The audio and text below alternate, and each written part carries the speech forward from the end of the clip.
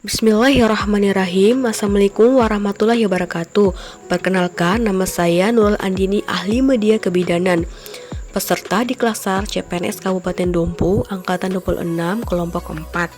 Pada kesempatan kali ini, saya akan memaparkan tugas individu kedua saya, isu kontemporer berdasarkan tupoksi, masih di agenda 1 dengan tutor Widya Iswara Ibu Nur Hikmah, Sarjana Pemerintah, Magister Hukum. Isu yang saya angkat yaitu kurangnya pengetahuan ibu hamil tentang pemberian ASI eksklusif pada bayi. Sampai saat ini, Indonesia masih dilanda beberapa masalah kesehatan yang terus meningkat. Masalah-masalah ini masih menjadi beban dan tantangan yang harus diselesaikan. Permasalahan tersebut salah satunya adalah masih tingginya angka kematian bayi di Indonesia.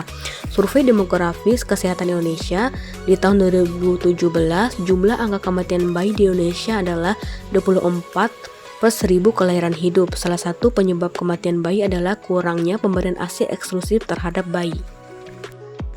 Pemberian ASI secara eksklusif berarti hanya memberikan ASI saja tanpa memberikan bayi makanan dan minuman selain ASI, termasuk air putih selama menyusui sejak bayi lahir hingga berusia 6 bulan.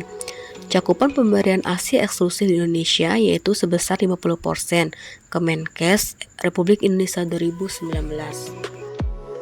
Penetapan isu yang diangkat, yang pertama, meningkatnya kejadian ibu hamil dengan risiko tinggi. Yang kedua, kurangnya antusias sektor MKJP pada ibu pasca salin. Yang ketiga, tingginya angka kejadian anemia pada ibu hamil. Yang keempat, belum optimalnya pelayanan kebidanan pada ibu hamil. Yang kelima, kurangnya pengetahuan ibu hamil dengan risiko tinggi. Yang keenam, masih kurangnya pengetahuan pengunjung puskesmas mengenai etika batuk dan bersin yang benar. Yang ketujuh, masih rendahnya cakupan pemberian tablet FE pada remaja putri. Yang kedelapan, kurangnya pengetahuan ibu hamil tentang pengaruh umur paritas terhadap preeklamsi. Yang kesembilan, kurangnya pengetahuan ibu dan dukungan keluarga tentang ASI eksklusif. Ke-10, meningkatnya angka ibu hamil dengan kekurangan energi kronik. Teknik tapisan isu di sini saya menggunakan analisis APKL dan analisis USG. Analisis APKL mempertimbangkan setiap variabel dengan skor 1 sampai 5. Analisis USG mempertimbangkan tingkat kepentingan, keseriusan, dan perkembangan setiap variabel dengan rentang skor 1 sampai 5. Dari tabel APKL di sini dapat kita simpulkan yang paling tinggi skornya yaitu kurangnya pengetahuan ibu hamil dan dukungan keluarga tentang ASI eksklusif.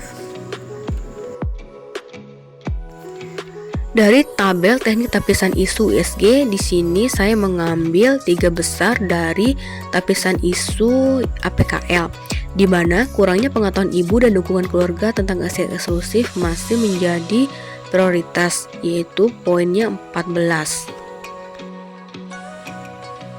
Penetapan isu. Dari hasil analisis identifikasi isu dengan menggunakan teknik analisis APKL dan USG, maka ditetapkan isu yang dipilih dan ditindaklanjuti dengan gagasan rencana kegiatan yang akan dilakukan untuk mengatasi isu tersebut. Adapun penetapan isu terpilih dengan menjumlahkan hasil analisis APKL dan USG, maka didapatkan kurangnya pengetahuan ibu hamil dan dukungan keluarga terhadap ASI eksklusif. Ada beberapa faktor yang mempengaruhi pemberian ASI eksklusif menurut Rambo tahun 2015. Yang pertama, pengetahuan tentang ASI eksklusif. Yang kedua, dukungan keluarga. Yang tiga, mitos atau kepercayaan. Yang keempat, promosi susu formula. Dampak yang timbul bila permasalahan tidak diselesaikan. Yang pertama, bertambahnya kerentanan terhadap penyakit baik bagi ibu maupun bayi. Yang kedua, jika bayi sakit, maka akan menambah biaya untuk pengobatan. Yang ketiga, dapat meningkatkan angka kematian bayi. Yang keempat, tumbuh kembang anak akan terganggu. Gagasan pemecahan masalah. Yang pertama, melakukan identifikasi dan klasifikasi permasalahan pada wilayah kerja puskesmas. Yang kedua, melakukan diskusi dengan kepala puskesmas mengenai solusi dari permasalahan yang ditemukan.